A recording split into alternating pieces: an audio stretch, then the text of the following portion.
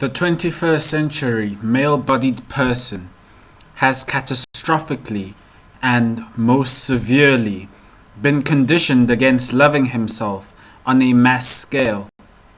This is the problem. Keep listening till the end for the solution.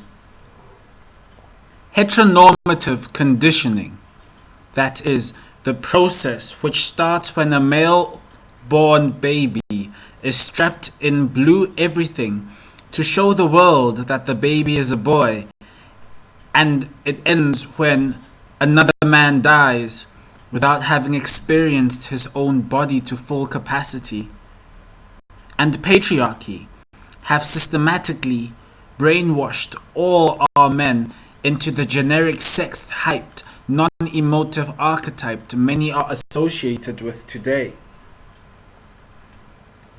The only way to decondition is painfully, and nothing hurts more than truthful words. Information has definitely become the currency of our age. As new information filters through the open cracks left by the old subscriptions to heteronormativity and patriarchy, a new generation of fully self-conscious males will emerge. We say fully self-conscious, referring here to an outcome of male-bodied persons subjectively having a more intimate knowledge of their self, their form, their body, their temple. You see, ours is to usher in a new generation of male-bodied persons who subscribe rather to values of sensitive rationality, emotional maturity over egotistical gratification, and most importantly, inner peace. We find through seeking that the present-day heteronormatively conditioned and patriarchal male archetype character is as it has become due to, as Dr. Sigmund Freud suggests in his body of work Into the Oedipus Complex, a separation from nurture. Taking this further, we can draw a diagram showing the male-bodied child becoming separated from the breast that feeds him, to the male-bodied male adult being fixated with breasts at a later stage in his life. Naturally, this is all insight, information from the workings on in the mind of a black male-bodied person living in South Africa. Information that becomes delegitimized instinctively is, by default, information worth having. And so we arrive at the role of queens in the deconditioning process.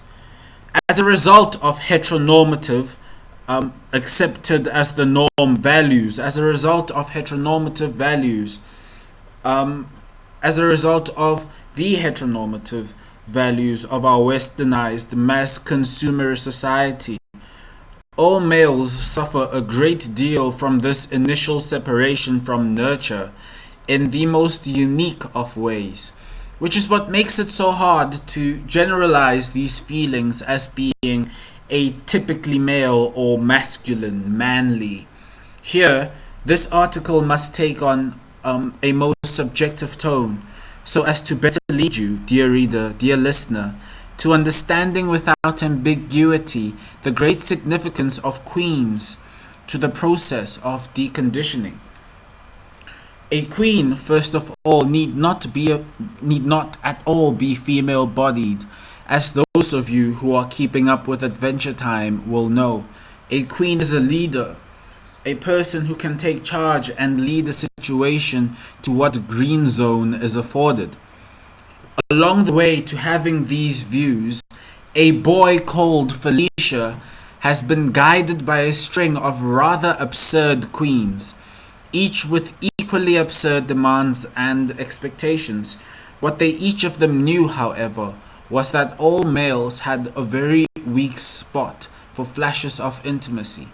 This, of course, is what is known as honeypotting in the realm of spies and secret agents. Well, after a series of well-fated honeypots, a boy called Felicia was led to a queen bee, who brought more queen bees into his life, and a Felicia was born. It all sounds fantastical.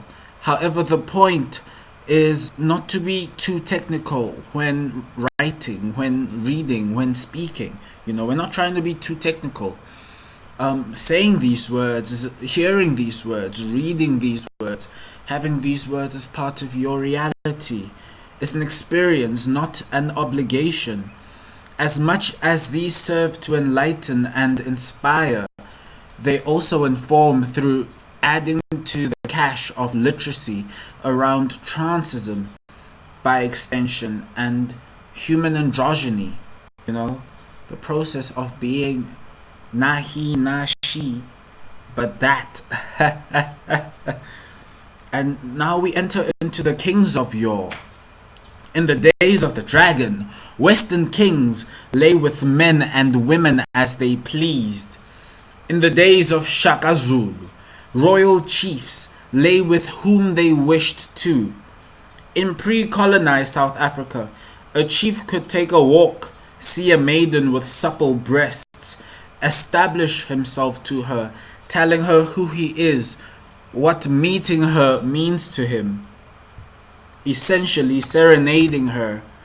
Then he would take her, whether consensually or by force. It didn't matter in pre-colonized South Africa, because the word rape came on a ship. Then, post having taken her, she would become one of his wives by default. This is not advocating for rape. This is, however, intellectually stating that rape did not exist to my continent before the boats came. It does now, however, because of mass conditioning and the failed purge on Africanism. You see, it was also used as a weapon against our women, our mothers. It was used drastically to purge Africanism, to end Africanism. Everybody, all of you, everybody was near naked in Africa before morality came to our shores. Everybody was near naked in Africa before morality came to our shores. That you are hearing this, that you are seeing this, that you are reading this, means that you are old enough to have been naked with somebody in your presence whom you are not related to. You've had sex. You've had sex. You've engaged in the lovemaking. This then implies that you know how male and female bodies react in the presence of other bodies under the body's desired conditions. When you're in a room with somebody and you're naked, or you're in a safe outdoor space and there's nobody around and you're naked. Bearing in mind that you must be naked for it to constitute validity. We're going back to prehistoric times. We're not saying everybody should be naked now. No, morality came. We are, however, saying that people were naked. And so things led to things. This then implies that you know how male and female bodies react in the presence of other bodies under the body's desired conditions. Therefore, to be naive and shout out against this information would be not only most unfortunate, but also extremely non-conducive to the evolutionary process of the human species. It is time that we as a species became more aware and lived more consciously of the inescapable truth that we are all coming from 9 months, excluding the rare preemies and posties, of course, and we are all of us going to the grave at some point or another. Life is for the living, yet the dead fill Earth's streets. To accept that Africa is in need of new pedagogy, of new ways of thinking, is to remember as creatively as we dare how Africans lived before the colonization project began. Thank you for 10 minutes of your time. This is an article entitled Towards a Fully Self-Conscious Male-Bodied Paradigm, which can be found online now. And to all of you whom I sent it to, I am NoFace. Thank you for coming. Peace, love, and happiness.